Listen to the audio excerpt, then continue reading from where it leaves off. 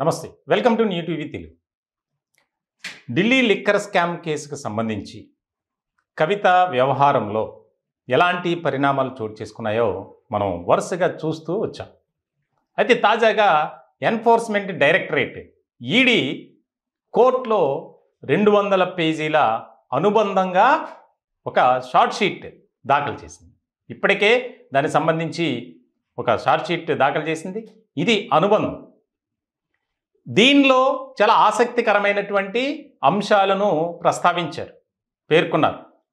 ప్రధానంగా కవిత వ్యవహారంపై, అలాగే సౌత్ గ్రూప్ ద్వారా ఏదైతే ఆమ్ ఆద్మీ పార్టీకి 100 కోట్ల రూపాయలు ముడుపులు వ్యవహారం, అలాగే ఇప్పుడు తాజాగా ఒక మరికొత్త విషయం బయటకు వచ్చింది. అదేంటంటే chariot productions media private limited, ఇది ఢిల్లీలో ఉంటుంది, ప్రముఖ యాడ్ ఏజెన్సీ.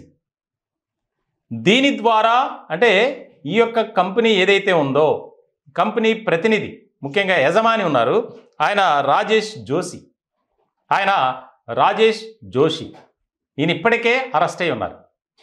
అయితే ఈ సంస్థ అడ్డు పెట్టుకొని కవిత కొంత ఆర్థికపరమైనటువంటి లావాదేవీలు కొనసాగించారు, ప్రధానంగా ఆమ్ ఆద్మీ పార్టీకి లబ్ధి చేకూరే విధంగా అనేది ఒకటి తెర మీదకి వచ్చింది.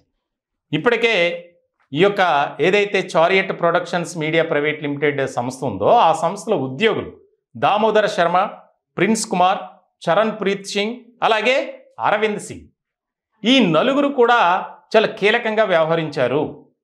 అంటే కొంతమంది ఆమ్ ఆద్మీ పార్టీ తరపున కవితకు సపోర్ట్ చేసినట్లు ఆ యొక్క చార్జ్ షీట్లో పేర్కొన్నారు.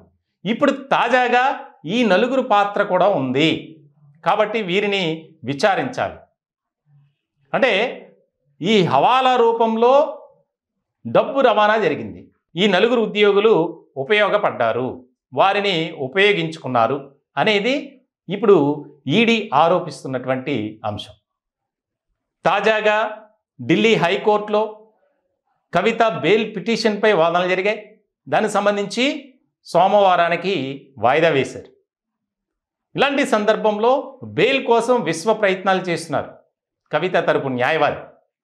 ఈడీ అరెస్ట్ చేసినటువంటి విధానం అక్రమం, అలాగే ఇప్పటి వరకు ఎక్కడా కూడా ఈ కేసులో కవిత ప్రత్యక్షంగా ఆమె తప్పు చేసింది అని ఈడీ కానీ సిబిఐ కానీ నిరూపించలేకపోయింది, కేవలం ఆరోపణలు మాత్రమే చేస్తుంది అనేది కవిత తరపు న్యాయవాది వాదించినటువంటి సందర్భం.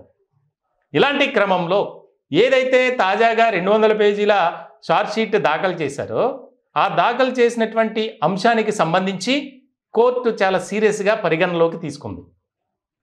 ఈ నలుగురు వ్యవహారంపై విచారణ చేయండి అనేది. అంటే ఇందులో చాలామంది బయట వ్యక్తులు కూడా వచ్చినటువంటి సందర్భం. ఇలాంటి క్రమంలో ఈ యొక్క కవిత వ్యవహారంలో మరికొంతమంది త్వరలోనే అరెస్ట్ కాబోతున్నారు అనేది ప్రధానమైనటువంటి అంశంగా మారింది.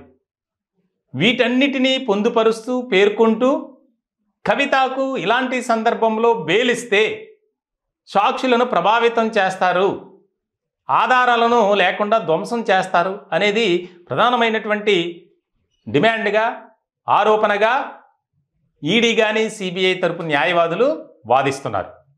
కవిత తరపు న్యాయవాదులు వాదించే విధానం కాస్త డిఫరెంట్గానే ఉంది. ఎక్కడా కూడా ఎవిడెన్స్ అనేది సరిగ్గా లేదు, అయినా సరే కావాలని ఇబ్బంది పెడుతున్నారు.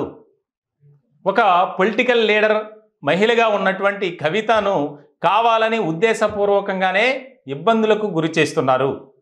కాబట్టి ఆరోగ్యరీత్యా, అలాగే ఫ్యామిలీలో ఉన్నటువంటి ఫ్యామిలీ మెంబర్స్ వెల్ఫేర్, వీటన్నిటినీ దృష్టిలో పెట్టుకొని కవితకు బెయిల్ ఇవ్వాలి అనేది ప్రధానమైనటువంటి అంశంగా వాదన జరుగుతుంది. సో ఇలాంటి సందర్భంలో త్వరలోనే మరొక కీలకమైనటువంటి పరిణామం చోటు చేసుకోబోతుంది. అలాగే సోమవారం ఎటువంటి తీర్పు ఇవ్వబోతున్నారు అనేది కూడా చాలా ముఖ్యమైనటువంటి పరిణామంగా మారింది.